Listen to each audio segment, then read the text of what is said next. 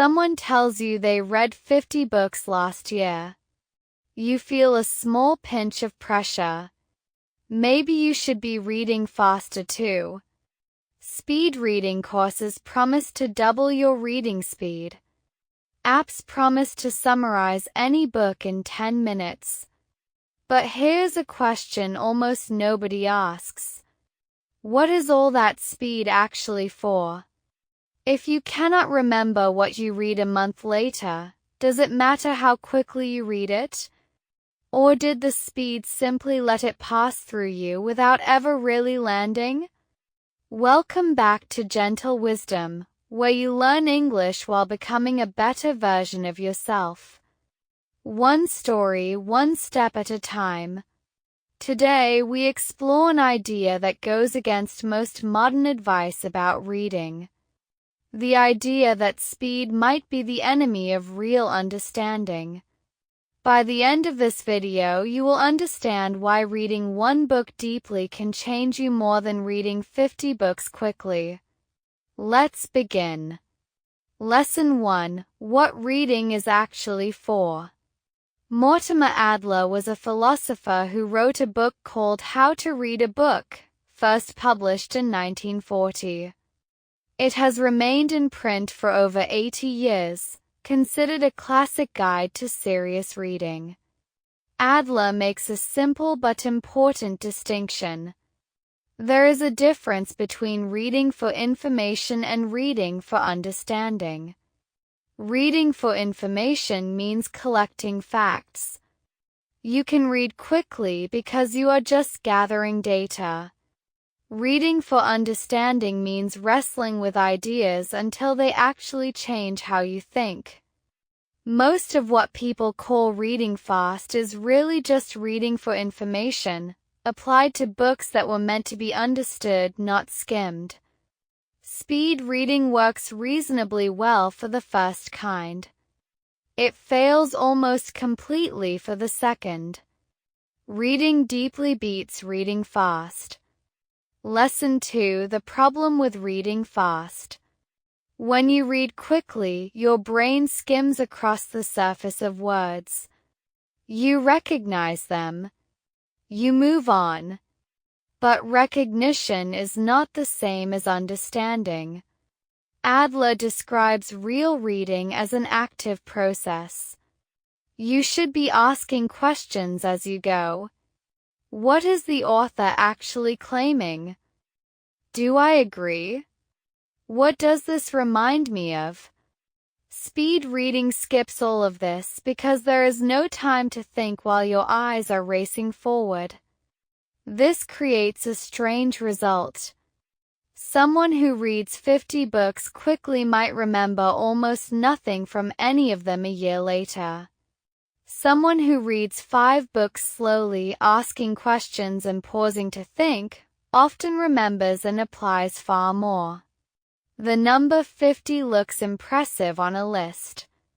But a list is not the same as understanding. What matters is what remains in your thinking months after the book is closed. Here's a simple way to test this today. Take one paragraph from something you read recently.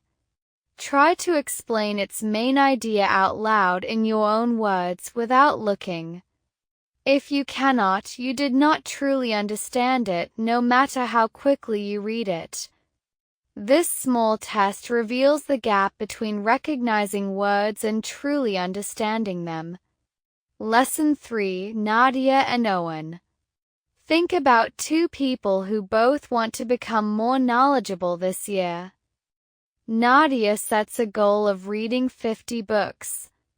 She reads quickly, moving from one book to the next, proud of her growing list. Owen sets a different goal.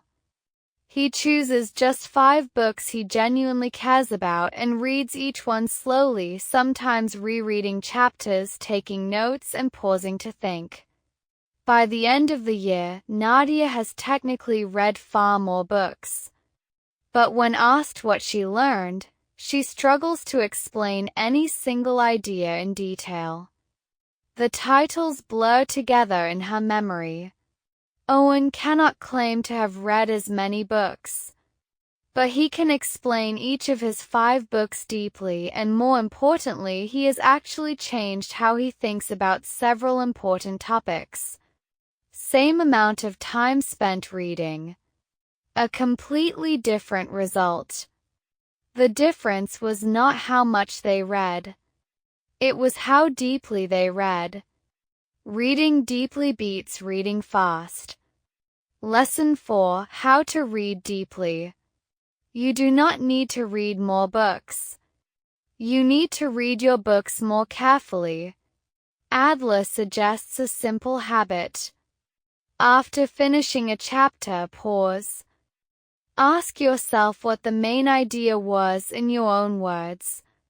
If you cannot answer clearly, go back and reread the parts that confused you. This feels slower. It is slower. But it is the difference between a book passing through your mind and a book actually becoming part of it. Adler compared careless reading to eating without chewing. The food passes through, but the body never truly absorbs its nourishment. Think about how this applies to learning English.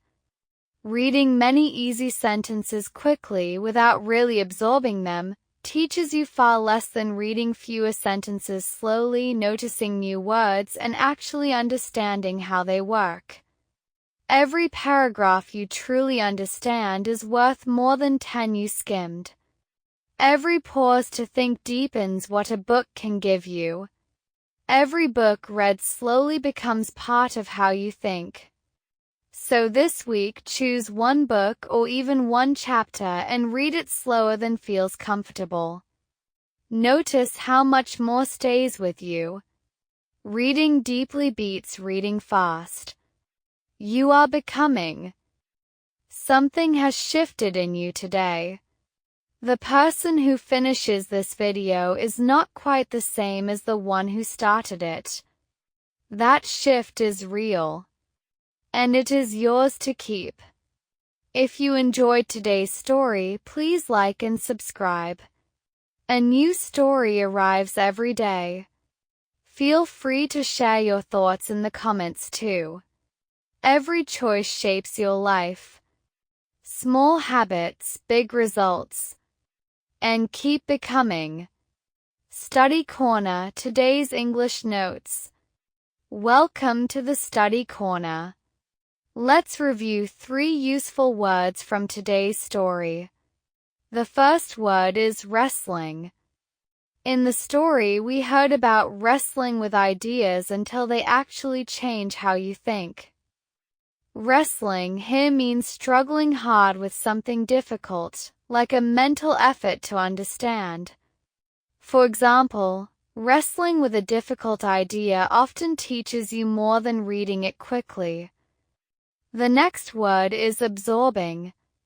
In the story, we heard about sentences you read without really absorbing them. To absorb means to take something in fully so it becomes part of you. For example, reading slowly helps you absorb new words more deeply. The third word is distinction. In the story we heard, Adler makes a simple but important distinction. A distinction is a clear difference between 2 things. For example, there is an important distinction between reading and truly understanding. What was the most useful thing you learned today? Or is there anything you want to know more about? Share your thoughts in the comments. Small steps. Every day.